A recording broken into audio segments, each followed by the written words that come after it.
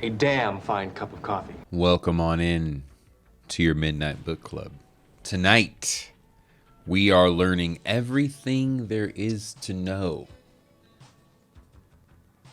about alien abductions from Dr. Mack, the OG alien abduction researcher, Harvard psychiatrist, trained for 40 years, was a skeptic, became a true believer. Tonight, we're going to dive into his book, specifically the section about what you need to know about alien abduction. So if you've been around the Midnight Book Club or the Sunrise Book Club or just around here in general, I do talk about old Dr. Mack a lot. That's this dude right here. Now, if you can see in the background, that poster says subvert the dominant paradigm. That's kind of what old Dr. Mack landed on after all this research, was that we needed to open our minds to the fact that our world is much weirder and wilder than we could ever imagine. And there's actually a really good Dr. Mack quote that I'm forgetting right now that I'll put up later on the tubes. I'll put it right here. All about how the world is way more wild and interesting than we're ready for. So that was his major deal, to let everyone know that alien abductions are happening. The why and the what he could not explain, but for the over 100 people that he talked to, it convinced him that they were experiencing something out of the ordinary. Now, out of all those case studies, he came up with some themes, some commonalities. This chapter is going to go over those commonalities, kind of like a nice package, if you will, and all about alien abductions. If you hear an alien abduction story, dollars to donuts, it's going to have some of the elements we review tonight. And this is, again, abduction, human encounters with aliens. John E Mack MD, medical doctor. Alien abductions, an overview. Indicators of abduction experiences. And again, if we're reading and it maybe perhaps knocks a story loose from the depths of your memory, or you have a story you're itching to share with someone, please let me know, because as always, we're ready to believe you. And I'm talking ghosts, ghoulies, goblins, aliens, cryptids, Bigfoots, momos, chupacabras, anything, you name it, I want to hear about it. Indicators of abduction experiences. Although some abductees may recall only a single dramatic instance, when a case is carefully investigated, it generally turns out that experiencers begin to recall encounters that have been occurring from early childhood and even infancy. Indicators of childhood abductions include a memory of a presence or little men or other small beings in the bedroom, recollections of an unexplained intense light in the bedroom or other rooms, a humming or vibratory sensation at the onset of the experience, instances of being floated down the hall or out of the house, close-up sightings of UFOs, vivid dreams of being taken into a strange room or an enclosure where intrusive procedures were done, and time lapses of an hour or more. Hopkins, 1981, in which the parents may have been unable to find the child, awakening paralyzed, with a sense of dread, and experiencing strange beings, or a presence in the room, are common indicators in both children and adults, and that is indicators of an alien abduction experience.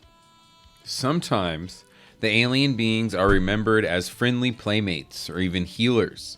In the case of Carlos, for example, the abductee felt that he was literally cured of life-threatening bouts of pneumonia by alien beings. And Carlos is one of the case studies we'll learn about later in the book. Often, the abductees feel that the aliens are protectors in earlier childhood, but the encounters become more serious and disturbing as the child approaches puberty. But even small children, as in the case of Colin, Jerry's son, whose history is in Chapter 6, may be terrified by the experience of being taken from their family up into the sky against their will and subjected to painful procedures.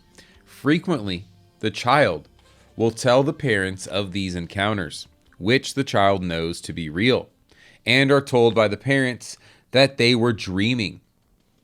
They learn eventually that they got to go underground, quote unquote, and often resolve to tell no one until, as adults, they finally decide to investigate their experiences.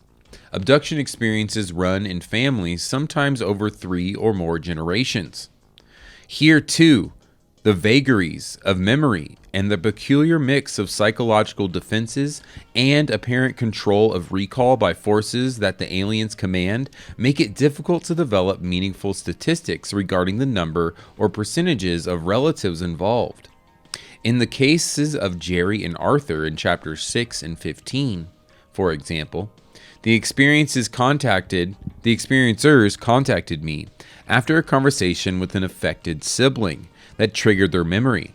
Parents who may eventually acknowledge close-up UFO sightings or even actual abduction experiences often initially deny their own experiences and even their children's, not wanting to be reminded of their own abduction traumas. Sometimes children will report seeing a parent on the ship, but when the child confronts the parent with the experience, the parent may not recall being abducted. Or the reverse may occur. A parent, as in Joe and Jerry's cases, or an older sibling, may recall being abducted with the child or a younger sibling and feel deeply troubled at being unable to protect the child. Or conversely, a child may resent an older sibling or parent who may or may not recall the abduction for not protecting him or her. There we go. Although abduction or abduction-related experiences may reoccur throughout the experiencer's life, the pattern and timing of these encounters is not clear. Some abductees believe that they occur at times of stress or particular openness or vulnerability, but this is by no means certain. One of the most distressing aspects of the phenomenon to investigators and experiencers alike, although for different reasons, is the unpredictability of its reoccurrence.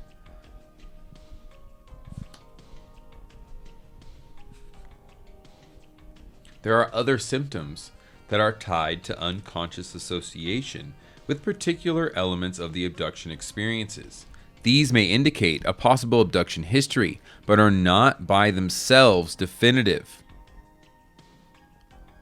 They include a general sense of vulnerability, especially at night, a fear of hospitals related to the intrusive procedures on the ships, a fear of flying, elevators, animals, insects, and personal up-close contact, intimate contact. Particular sounds, smells, images, or activities that are disturbing for no apparent reason may later prove to be connected with the abduction experience. Insomnia, fear of the dark, and being alone at night. The covering of the windows against intruders, sleeping with the light on as an adult, and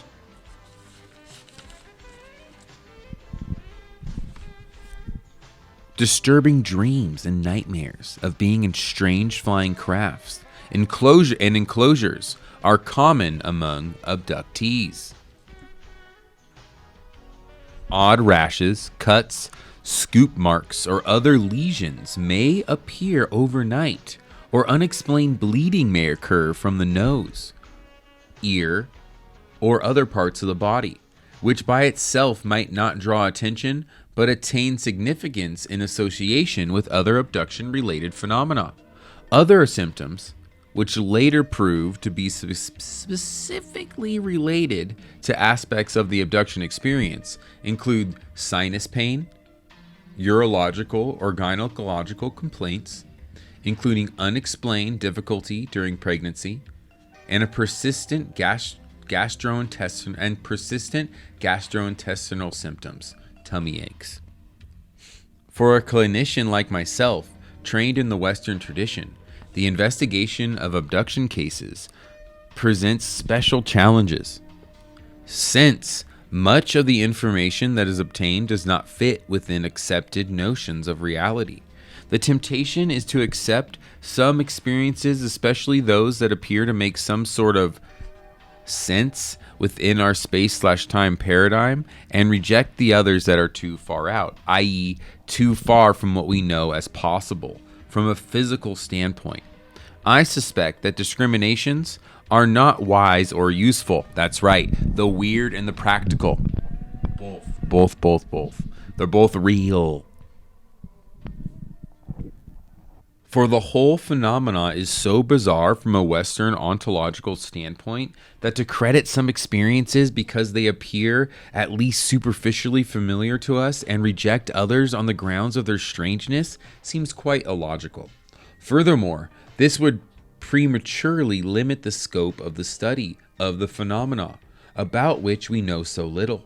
My criterion, therefore, for including or taking seriously an observation by an abductee is whether what has been reported was felt to be real by the experiencer and was communicated sincerely and with powerful effect, appropriate to what is being reported. This does not mean I have concluded that what the experiencer reports happened literally or in our physical world. Yeah, again, we don't know the what, we don't know the why. Is this just going on in someone's head? Is this an induced memory because this is all a government program like some people say? Are these extraterrestrials doing it? Is it a mix of it all? Who knows? We just know that people are being abducted, and what we're going to learn next in this book. So every factoid we learn about alien abduction coming up is from over 100 different cases that Dr. Mack looked at different patients that he was with as a psychiatrist that he deemed to be legit and he believed himself. So over these 100 cases, he developed like themes and things that happen all the time. So that's what we're going to go into. So everything we talk about coming up, these are things, it's not just like a one-off. This happened to multiple people, and they all reported the same thing. People that don't know each other, blah, blah, blah, all that. Hoop-dee-dee-doo. So all I'm saying is it's fucking real, okay? So there's 3 classes of information. Applying the above framework, I have found it useful to distinguish 3 classes or levels of information. First comes what might be called the apparently literal, physical level. This concerns phenomena such as the visual sightings or radar spottings of UFOs. Light and sound phenomena associated with them, UFOs, the burn patches of Earth that they sometimes leave, close encounters of the second kind, aborted pregnancies and lesions on the surfaces of or implants left in abductees' bodies following their experiences. These are phenomena that appear to occur within the physical universe familiar to Western science and can be studied by its empirical methods. The field of ufology, the sightings of UFOs, was concerned primarily with directly observable phenomena until the discovery of the abduction syndrome. And that is, when Dr. Hynek first made all his close encounter, what do we call that? Classifications, right? So Dr. Hynek, and that's what Dr. Mack's talking about right here. Dr. Alan J. Hynek here, or J. Allen Hynek, sorry. He made a classification system. Close encounters of the first kind, seeing something in the sky. Close encounter of the second kind, there's evidence. So it landed, it left some marks, like what Dr. Mack's talking about, left some burn marks. Then there's close encounters of the third kind. And a close encounter of the third kind is when you saw occupants. So you're sitting outside, you're looking up, you see the craft, and then in the window, you see a little guy looking back at you. That's a close encounter of the third kind. Now, someone who came through the chat the other night had an encounter like that down in Australia, and they told us about it. Freaking wild. They were at their aunt's house. They saw a light in the sky, and they saw a little buddy in the window just looking at them. Scared the poop out of them because they were small, but that's how it goes. Anywho, it reminded me of that. Old Mr. Hynek there. Second are the phenomena which look like they could be understood within our space-time universe, if only we had the scientific and technological knowledge and ability to do so. These could be extraterrestrial phenomena which suggest technologies thousands of years ahead of us. These phenomena are at least theoretically not inconsistent with some sort of extension of the physical laws set forth by Western science.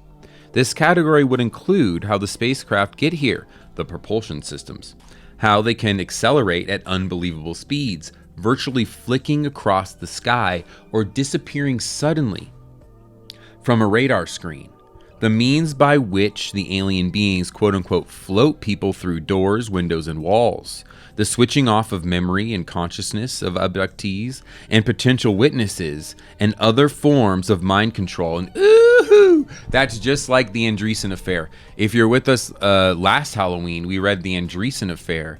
Very terrifying alien experience that the whole family encountered.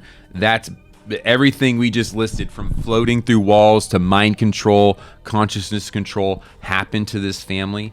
The matriarch, the mother, she was lifted from her kitchen and floated through a wall with these little beings and taken onto a craft. The rest of the family was frozen, paralysis style. And at one point, 2 of the family members woke up during the paralysis. The first was the grandfather. He was in the pantry. He remembers seeing a light land out the window. And he was like, what the heck? And then he remembers blacking out and then waking up. When he woke up, he saw beings coming towards the house. And that's the last thing he remembers. Then the little girl who's in the living room at the time when her mother's being abducted, she wakes up and she remembers looking across the room and seeing her mom being led. Her mom being led out through the kitchen by a bunch of small dudes led by a bigger guy, like gray alien looking guys. And when the tallest one looks over at her and makes eye contact, that's the last thing she remembers. The family wakes up in their bedrooms, but some of them are in the wrong beds. And the mom's dropped off, and after a couple of days, she remembers everything. It's a wild story, but interesting, right? So it's like they try and put it back. They try and put us back together, but they're like, just got it a little bit wrong. Everyone woke up in the wrong bedroom, which I thought that was my favorite part of the story. But anywho, that's the Andreessen affair. All those things happen. So it's wild that these things happen to a lot of people. It's not just one person reporting that this happened. The creation of the alien-human hybrid, that's another theme. It's in a lot of abductions, talk about this. Alien-human hybrid fetuses seen by or brought to the abductees on the ships, and the creation or staging of powerfully vivid images or landscapes experienced by the abductee as real. For example, Catherine in Chapter 7. Although we do not understand the mechanisms by which these effects are achieved, they do not per se require a fundamental change of the paradigm. Spectacular advances in physics, biology, neuroscience, and psychology might conceivably shed light on them. He's basically saying it might not be completely out of this world explanations.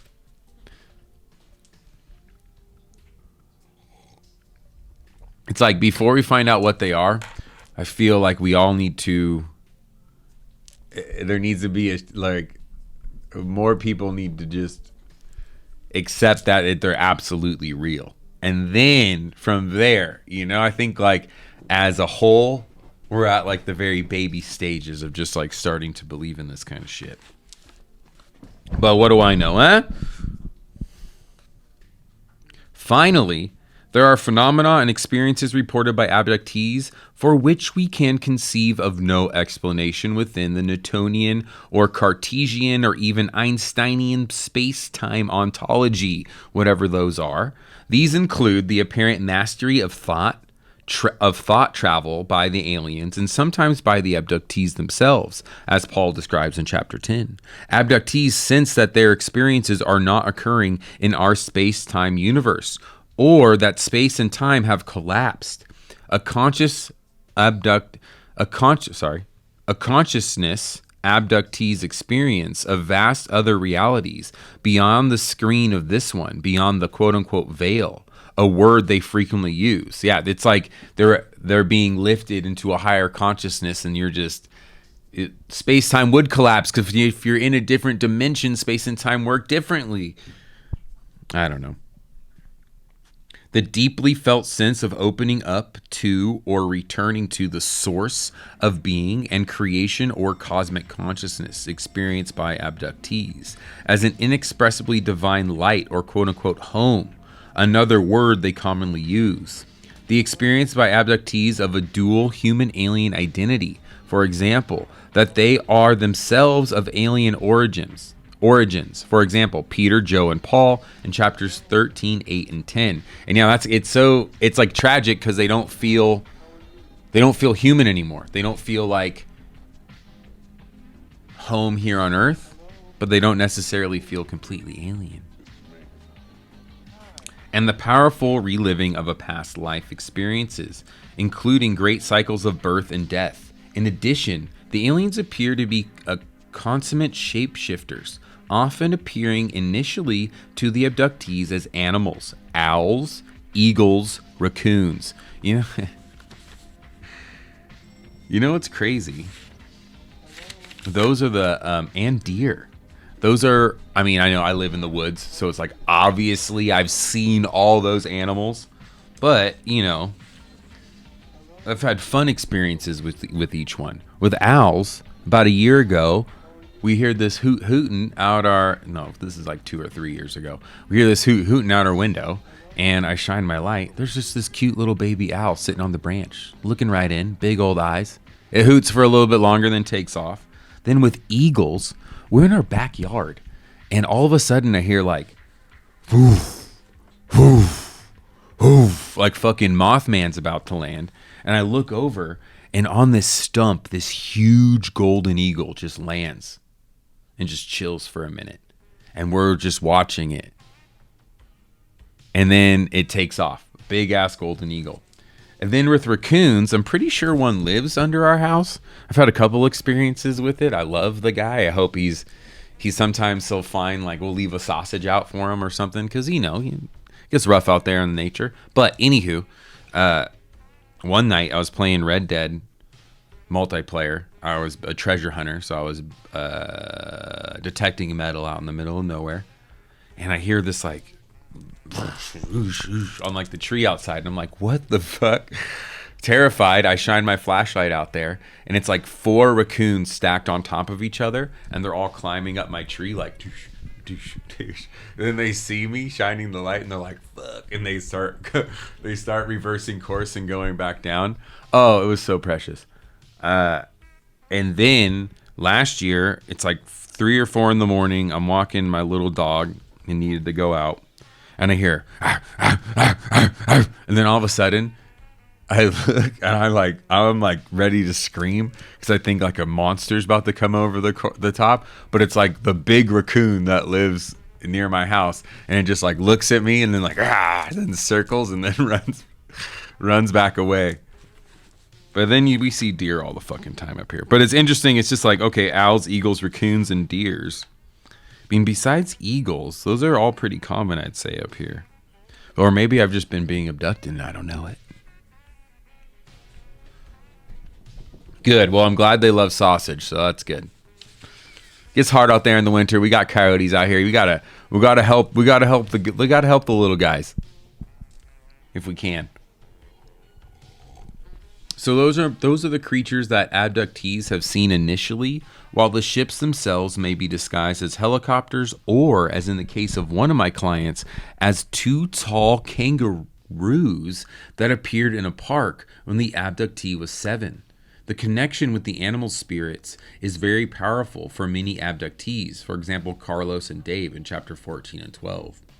This shamanic dimension needs further study. And the shamanic dimension makes me think of another really good book. If you're interested in dreaming and the dream world and what dreaming is, there's a book called The History of Dreaming.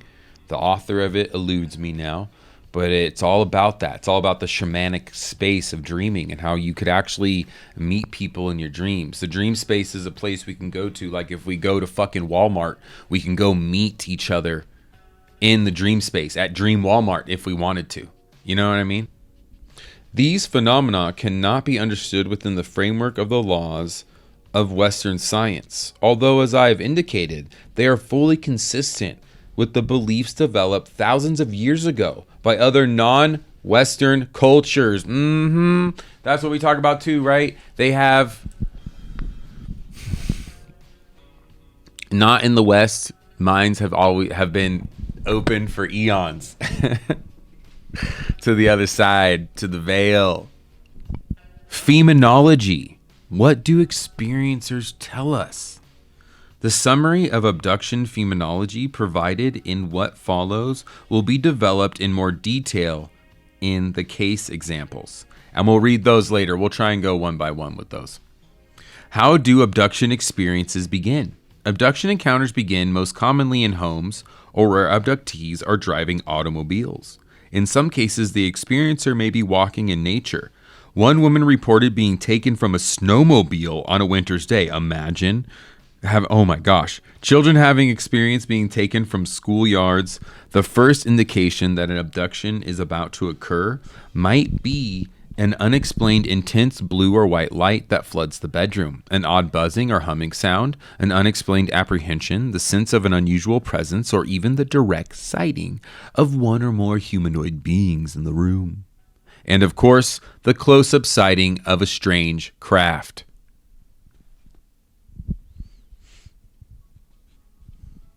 When an abduction begins during the night, or as in common during the early hours of the morning, the experiencer may at first call what is happening a dream, but careful questioning will reveal that the experiencer had not fallen asleep at all, or that the experience began in a conscious state after awakening. As the abduction begins, the abductee may experience a subtle shift of consciousness, but this state of being is just as real or even more so than the normal one.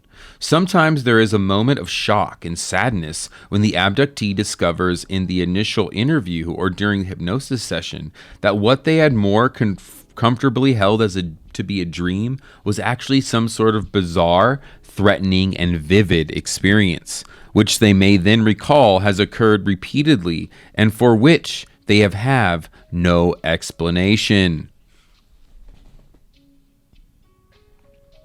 After the initial contact, the abductee is commonly quote-unquote floated, the word most commonly used, down the hall, through the wall or windows of the house, or through the roof of the car. They are usually astounded to discover that they are passed through solid objects, experiencing only a slight vibratory sensation. In most cases, the beam of light seems to serve as an energy source, or a quote-unquote ramp, for transporting the abductee to a place where the abduction starts to a waiting vehicle, aka a UFO. Usually the experiencer is accompanied by one or two or more humanoid beings who guide them to the ship. At some point early in the process, the experiencer discovers that he or she has been numbed or totally paralyzed by a touch of the hand or an instrument held by one of the beings. Abductees may still be able to move their heads and usually can see what is going on, although frequently they will close their eyes so they can deny or avoid experiencing the reality of what is occurring. The terror associated with this helplessness blends with the frightening nature of the whole strange experience. When abductions begin in the bedroom, the experiencer may not initially see the spacecraft, which is the source of the light and is outside the house. The UFOs vary in size from a few feet across to several hundred yards wide. They are described as silvery or metallic, and cigar, saucer, or dome-shaped. Strong white, blue, orange, or red light emanates from the bottom of the craft, which is apparently related to the propulsion energy and also from a porthole-like openings that ring the outer edge. After they are taken from the house, abductees commonly see a small spacecraft which may be standing on long legs. They are initially taken into this craft, which then rises into a second, larger, or mothership. At other times, they experience being taken up through the night sky directly to the large ship and will see the house or ground below receding dramatically. Often, the abductee will struggle at this and at later points to stop the experience, but this does little good except to give the individual a vital sense that he or she is not simply a passive victim. There is a debate in abduction work as to whether abductions can be stopped or even whether to do so is a good idea. There are small variations in what is experienced during this phase of the abduction. For example, Arthur in chapter 15 described ascending to a UFO on a kind of thread-like arc that extended to the craft from the car and that his mother had been driving when the abduction began. Oh, that's like the Andreessen affair too. When she gets to the entity's home planet, she's on like a thread-like people mover that she reports. Independent witnessing of an abduction does occur, but it is, in my experience, relatively rare and limited in nature. As in so many aspects of the phenomena, the evidence may be compelling, yet at the same time maddeningly subtle and difficult to corroborate, with as much supporting data as firm proof would require. Husbands and wives, for example, are commonly switched off while the spouse is being abducted and have slept through the whole event. The abductee is sometimes highly frustrated when loud screaming fails to rouse a sleeping partner, who may seem to be in a stage of unconsciousness deeper than sleep, appearing as to be dead. Hopkins has documented a case now being widely discussed where a woman made an unsolicited report to him that from the Brooklyn Bridge she saw his client Linda Cortile being taken by alien beings from her 12-story East River apartment into a waiting spacecraft that then plunged into the river below. And that's Bud Hopkins. Bud Hopkins has a great book about this experience. It's a Manhattan alien abduction experience. This woman gets taken on board a craft. The next thing she knows, she's on a beach and they're collecting sand, and she's with a UN delegate. And then after this sighting, she starts getting followed by this UN delegate's security, and they show up at her house and they're like, what the fuck happened to us? Because we remember seeing you there too, because they also got abducted. Wild story. Bud Hopkins, Manhattan abduction, and that's what he's talking about. There was actually a witness who said they saw her getting floated out of her fucking window in the city and into the craft. Yeah, wild story. Bud Hopkins, really interesting alien abduction investigator. He was an artist. He painted a lot of people's experiences. He did a lot of research on it. His Manhattan case is very, very interesting, corroborated by a lot of people. But that's a wild one right there. My favorite part is like so the story goes too, I mean, at least how I've read it. They're collecting sand on this beach. And for whatever reason, the lady who got abducted seems to be in charge and know what's going on. And that's why the Secret Service guys who also got abducted with this UN dude came to her. Because like, you seemed like a leader on the beach. You knew what the fuck we were doing. And she didn't remember like any of that. But it's just interesting.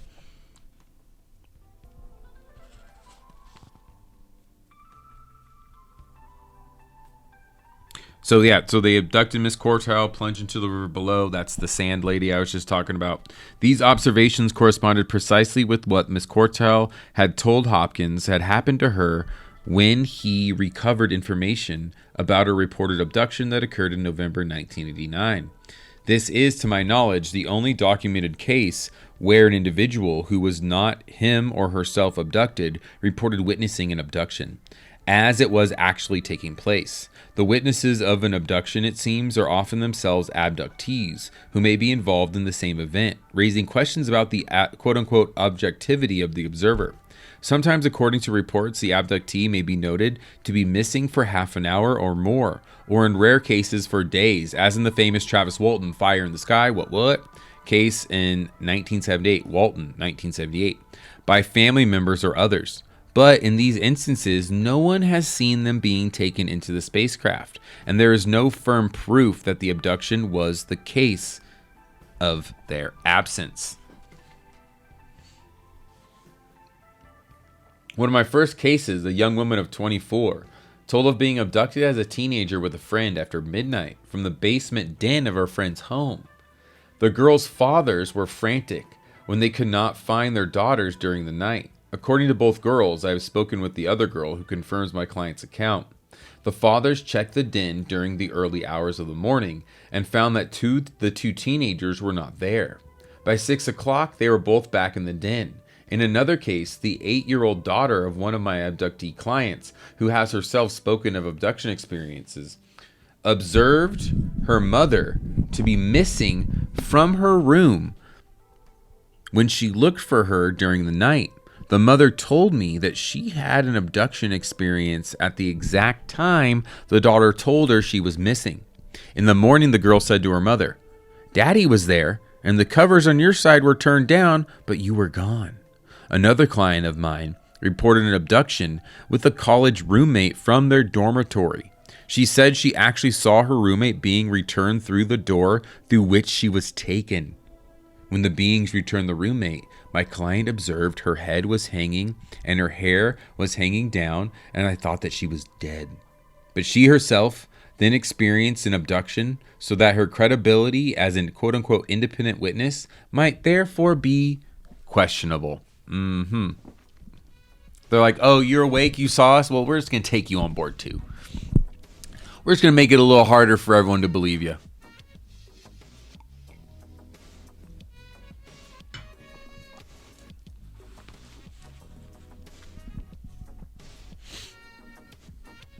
Independent observation of a UFO near where an experiencer reports that an abduction took place is another kind of corroborative evidence, especially if the abductee did not him or herself actually see the craft. We will see that in Catherine's case in Chapter 7, that she was shocked to discover in media the next morning that a UFO had been observed traveling the exact route north of Boston as she had felt compelled to drive during the night.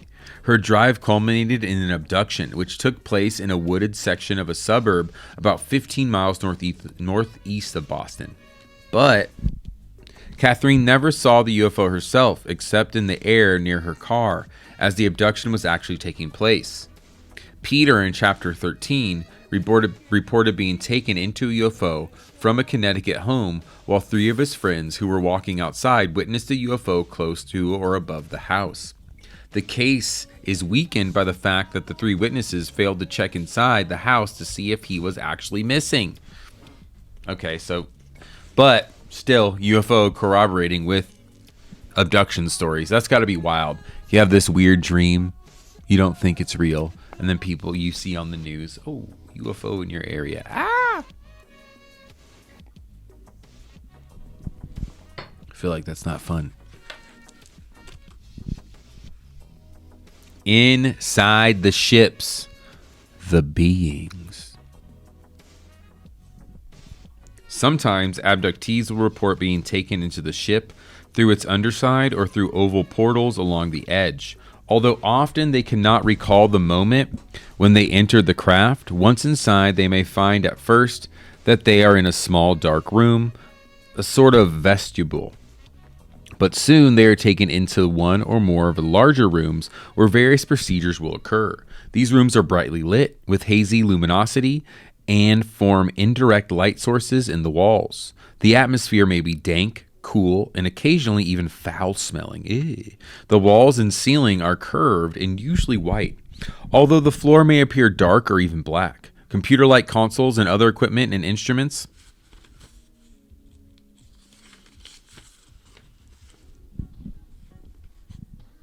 line the sides of the rooms, which may have balconies and various levels and alcoves. None of the equipment or instruments are quite like the ones with which we are familiar. Furniture is sparse, limited generally to body-conforming chairs and tables with a single support strand that can tilt one way or another during the procedures. The ambiance is generally sterile and cold, mechanistic and hospital-like. What the fuck is that? Hospital-like. Except when some sort of more complex staging occurs. Many more details of the inside of the ships and, of course, the abduction process themselves will be provided in the case histories. And we'll get into the case histories on other Saturday nights. Inside the ships, The abductees usually witness more alien beings who are busy doing various tasks related to monitoring the experiment and handling the abduction procedures. The beings described by my cases are of several sorts. They appear as tall or short luminous entities that may be translucent or at least not altogether solid. Reptilian creatures have been seen that seem to be carrying out mechanical functions, Nordic-looking blonde human-like beings that are seen, and human helpers are sometimes observed working alongside the humanoid alien beings. But by far the most common entity observed are the small, quote-unquote, grays. Humanoid beings, 3 or 4 feet in height. The grays are mainly two kinds: smaller, drone or insect-like workers who move or glide robotically outside and inside the ships and perform very specific tasks, and a slightly taller leader or doctor, as the abductees most often call him. Female nurses or other beings with special functions are observed. The leader is usually felt to be male, although female leaders are also seen.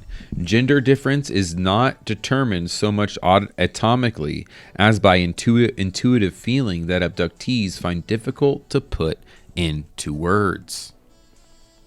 The small grays reported have large pear-shaped heads that protrude in the back and long arms with 3 or 4 long fingers, a thin torso, and spindly legs. Feet are not often seen directly and are usually covered with a single-piece boots. External body parts, with rare exceptions, are not observed.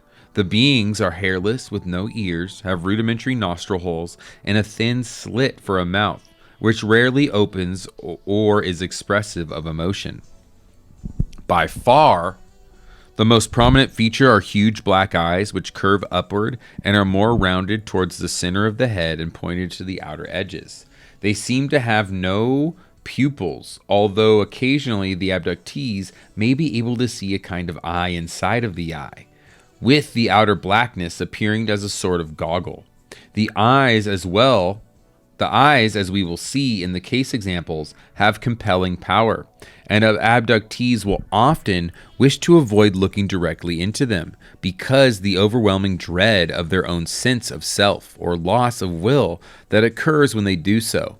In addition to boots, the aliens usually wear a form-fitting single-piece tunic-like garment, which is sparsely adorned. A kind of cowl or hood is frequently reported.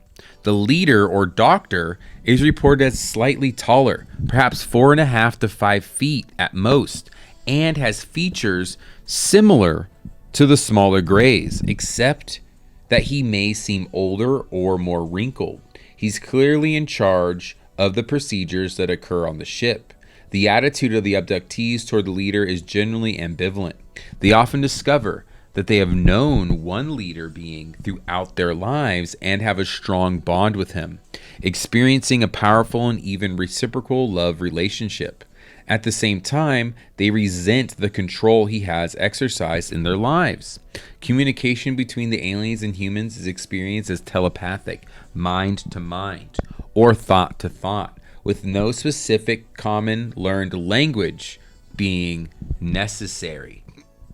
Now we're going to learn about the procedures that occur on the ships. So a warning, they might be graphic, this is like procedures of abuse that people report. So just letting you know.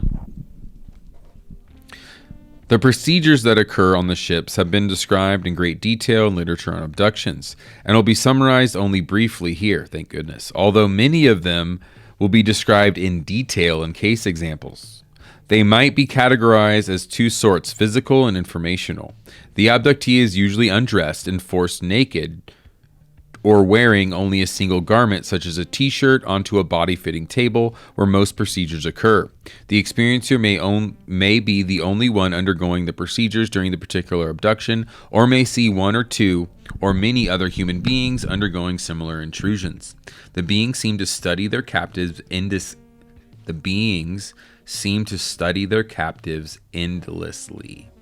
staring at them extensively, often with the large eyes close up to the human heads. The abductees may feel as if the contents of their minds have been totally known, even in a sense taken over. Skin and hair and other samples from inside the body are taken with the use of various instruments that the abductees can sometimes describe in great detail. Instruments are used to penetrate virtually every part of the abductee's body, including the nose, sinuses, ears, eyes, and other parts of the head, arms, legs, feet, abdomen, private parts, and more rarely the chest. Extensive surgical-like procedures done inside the head have been described, which abductees feel may alter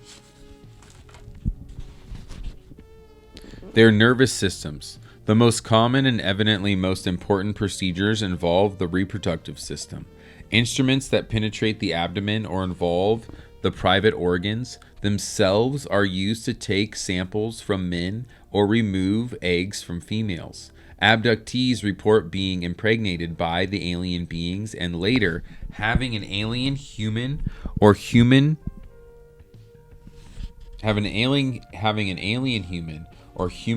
pregnancy removed.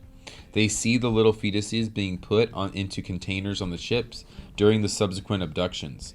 They may see incubators where the hybrid babies are being raised, as do Catherine, Jerry, and Peter among the case studies in this book. Experiencers may also see older hybrid children, adolescents, and adults, which they are told by the aliens to know intuitively as their own. Sometimes the aliens will try and have the human mothers hold and nurture these creatures, who may appear quite listless, or will encourage human children to play with the hybrid ones, as, for example, Catherine is made to do in the book. Needless to say, all of this is deeply disturbing to the abductees, at least at first, or when the material first surfaces. Their terror may be mitigated somewhat by the reassurances the aliens give that no serious harm will befall them, and by the various anxiety-reducing and anesthesia-like means they use. These involve instruments that affect the quote-unquote energy or vibration, words that the abductees often use, of the body. These processes may greatly reduce the abductee's fear or pain, and even bring about states of considerable relaxation. But in other cases, they are incompletely successful, and terror, pain, and rage break through the emotion extinguishing device is used. As I will document in detail in several case examples, the traumatic nature of the abduction material may become altered as the abductees reach new levels of understanding of what is occurring, and that their relationship to the beings themselves changes in the course of our work. Just like with it reminds me of the Fire in the Sky guy, Travis Walton. If you watch the Fire in the Sky movie, it's terrifying. It shows the alien experience as being something absolutely horrible. When Travis Walton writes his book about it, and the way he tells it, it's a healing experience. When he got out of his truck to go look at the craft, and it shot him with that beam, they injured him, and they picked him up to heal him. That's how he says it now. And then they just drop him back off. He just was the one who freaked out. It was actually a beautiful experience. So that's what happens with a lot of these people once they realize what's happening to them. First, they experience rage, just like when that Nobel Prize winning scientist Kary Mullis has his experience with the quote unquote electric raccoon. He feels rage at first because he feels like he had an abduction experience after that. And when you feel that, you just get super angry. Then is acceptance and the enlightenment from it, right? So it's the common cycle that we see.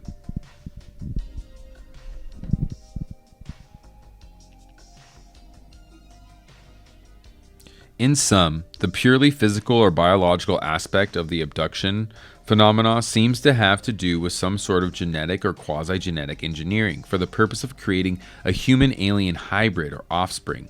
We have no evidence of alien-induced genetic alteration in the strictly biological sense, although it is possible that this has occurred.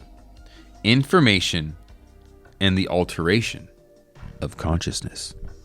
Another important related aspect of the abduction phenomena has to do with the provision of information and the alteration of consciousness of the abductees. This is not purely cognitive. This is not a purely cognitive process, but one that reaches deeply into the emotional and spiritual lives of the experiencers, profoundly changing their perceptions of themselves, the world, and their place in it. This information concerns the fate of the earth and the human responsibility for the destructive activities that are taking place on it.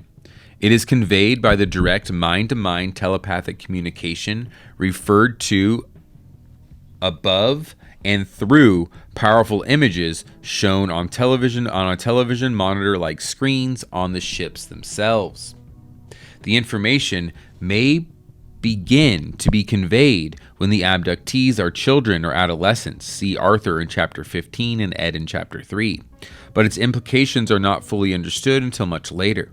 The investigator seems to play an important part in enabling the abductee to bring forth and realize the significance of the information they have been receiving during abductions that have been taking place over many years.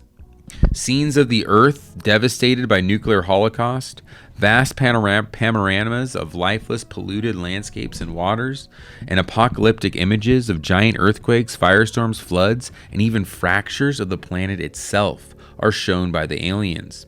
These are powerfully disturbing to the abductees, who tend to experience them as literally predictive of the future of the planet. Some abductees are given assignments in this future holocaust, as it is displayed such as to feed the survivors, or are told, as in the prophetic books of the Bible, that some will perish while others will be taken to another place to participate in the evolution of life in the universe. Some abduction researchers believe that these images are not shown for the purpose of altering the course of the planet's history in a positive way. Rather, they maintain that the beings are studying the experiencer's reactions and are deceiving them into believing that they are concerned with our fate while they proceed to take over our planet. Their own having presumably been destroyed by an apocalypse of science and technology, similar to the fate that might befall us. I know that's definitely what happened to some of the entities out there, but they're not trying to take over. Right. I don't think, at least. I think they would have done that already. That's not like they wouldn't have to try if they're that much advanced, right? They've just taken over. I don't know. Anywho, they argue further that if the aliens were truly concerned with our well-being, they would manifest themselves more forthrightly and intervene directly in our affairs in order to make things better. Well, that's just what everyone says. I don't know. Abduction experiencers report that the aliens themselves, when confronted with this issue, say that we are not ready to acknowledge their existence. True. And would treat them aggressively as an enemy, as we do anyone or anything different from ourselves that we do not understand. But most importantly, the aliens say their methods are different. Some abductees report that the aliens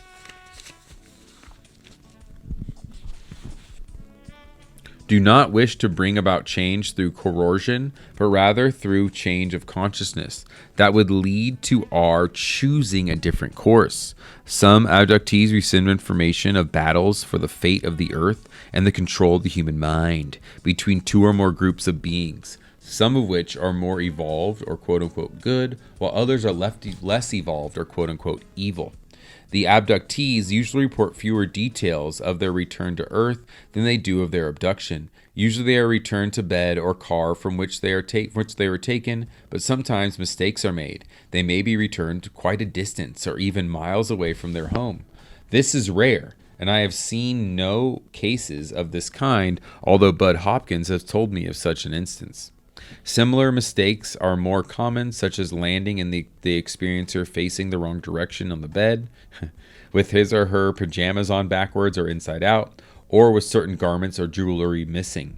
Sometimes the aliens seem to be making a point, or a certain humor is involved. One 2-year-old among my cases was tucked into bed tightly after an abduction, which the parents say that neither they nor his older sister had done. He, of course, was incapable of doing this. Hopkins tells of a case where two abductees were returned to the wrong cars. As they drove along the highway, the drivers recognized each other's cars. They were re-abducted and returned to the appropriate vehicles. Interesting. That is literally the best part. The most funny part of the abduction phenomena is the mistakes made at the end. Putting your clothes on inside out. Getting returned to the wrong car. I mean, if that's true, that's a good one. Nice of the aliens to be like, oh shit, well, let's fix that for them.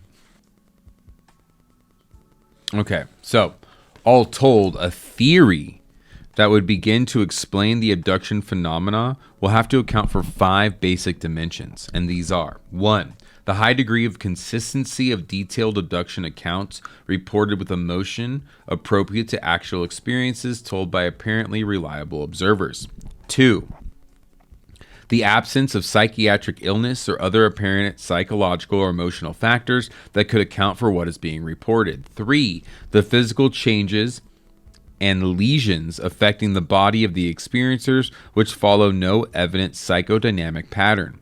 4, the association with UFOs witnessed independently by others while abductions are taking place, which the abductee may not see. And 5, the reports of abductions by children as young as 2 or 3 years of age. See Colin in Chapter 6. Clearly, no explanation that addresses all of these elements is apparent at the present time. And guess what, Dr. Mack? It still ain't apparent. There's still no explanation that could cover all those bases. Needless to say, abductions profoundly affect the lives of those who experience them. These effects are traumatic and disturbing, but they can also be transforming, leading to significant personal change and spiritual growth. Whether the transformational element is intrinsic to the abduction phenomena itself, dependent in part on integrative therapeutic work with the investigator, or is a byproduct of coming to terms with the traumatic nature of the experience, is one of the questions that will be explored in this book.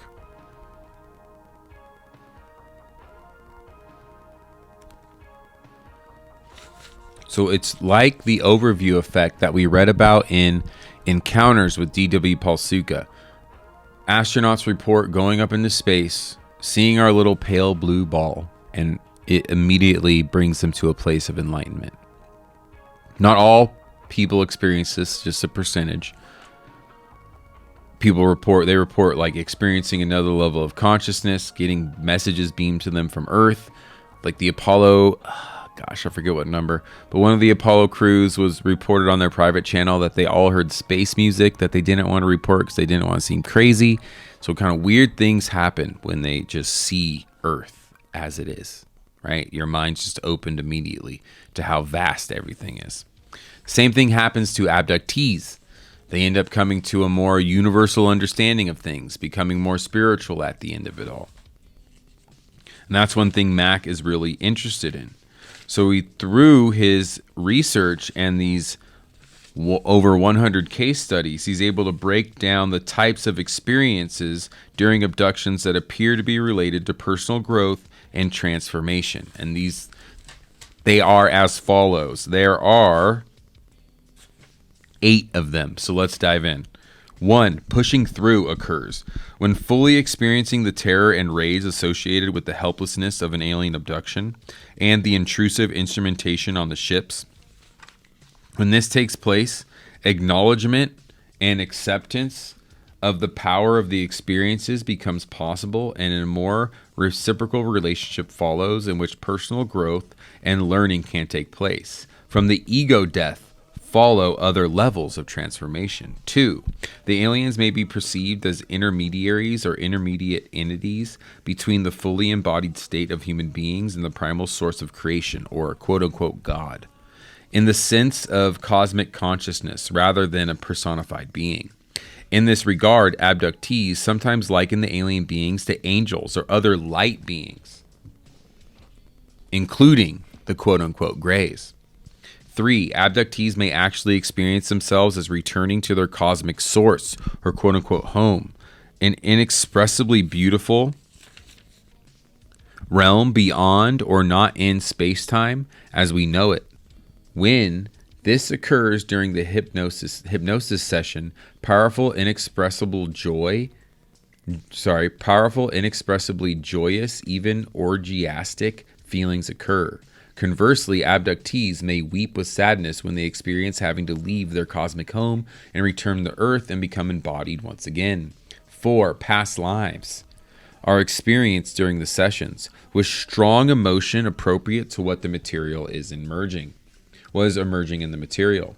This is most likely to occur when the investigator picks up on cues in the sessions during which encounters from infancy are being re-experienced. Complaints or simply observations of being here on Earth, quote-unquote again, or being quote-unquote back, or having quote-unquote returned, are voiced, about which I then inquire. The quote-unquote past lives that emerge seem to have relevance to the personal development or evolution of the experiencer, as I have seen in the cases of Dave and Joe. 5. Past life experiences provide abductees and the investigator with different perspective about the time and nature of the human identity. Cycles of birth and death over long stretches of time can thus be revealed, providing a different, less ego-derived sense of the continuity of life and the smallness of the individual lifetime from a cosmic perspective. Consciousness is experienced as not coterminous with the body.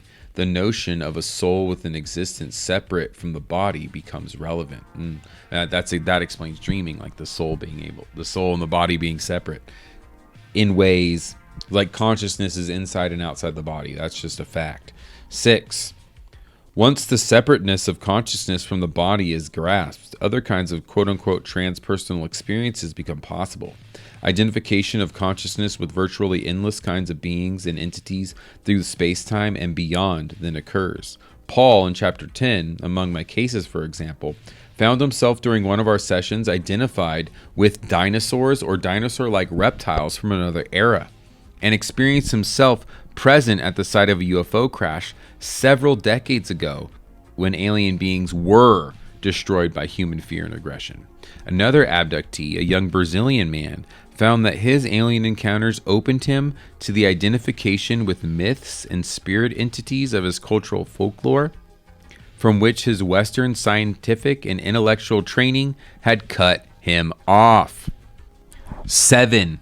A distinct but important aspect of this kind of transpersonal experience is an abductee's sense of possessing a double human alien identity. In their alien selves, they may discover themselves doing many other things that the other quote-unquote aliens have done to them and to other human beings, such as studying their minds or even carrying out reproductive procedures.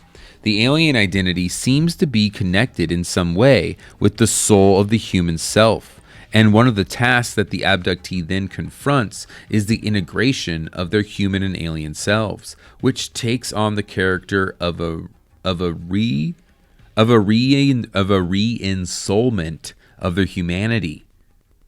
8.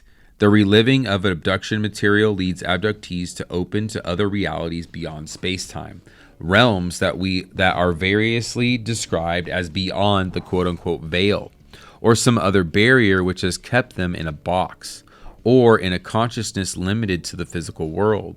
When asked about these experiences, abductees have trouble finding the words to describe what has occurred and speak of the quote-unquote collapse of space-time and the non-relevance of the notions of space and time and being in multiple times and multiple places at the same moment. Again, that's just the next level of consciousness, the next dimension, the higher dimension. Space and time don't matter. Space and time is just a third dimension construct. Now,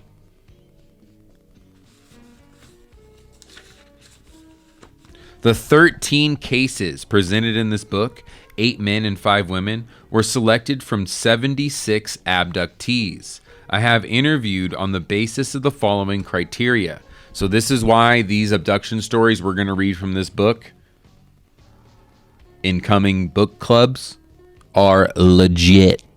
LeJoint. 1.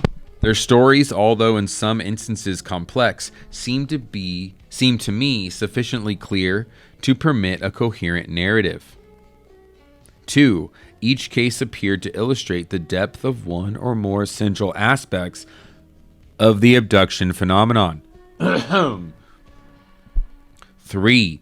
Each person was willing to have his or her story told, with or without the use of his or her actual name. 4. I knew these individuals quite well. Yeah, so again, 3. There's no publicity here. They're letting their stories be told. They don't get any money from this shit or anything like that. 4. I knew these individuals quite well, but there are abductees I have known longer or worked with in greater depth. If I have chosen not to tell their stories here, it is because I could not do justice to the richness of their experiences in a sufficiently clear and concise manner. Ooh, I want to know about those, though.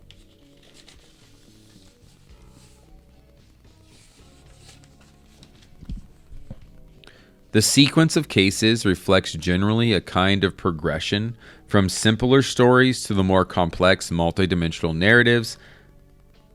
The last case suggests what the abduction phenomenon may hold for the transformation of our institutions and our collective lives. So this will be quite a ride. Thank you for joining me for Alien Abduction 101 from Abduction by Dr. John E Mack, our psychiatrist, MD extraordinaire, and hero of the weird for the night.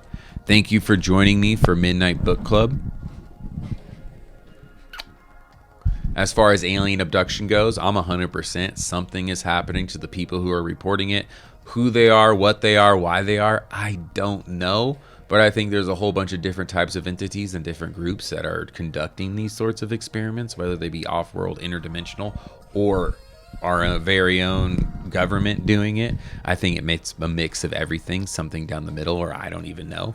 I just believe the folks that it's happening to. So we're going to go 100% on the belief for this one tonight. And that is your Midnight Book Club. Bye-bye.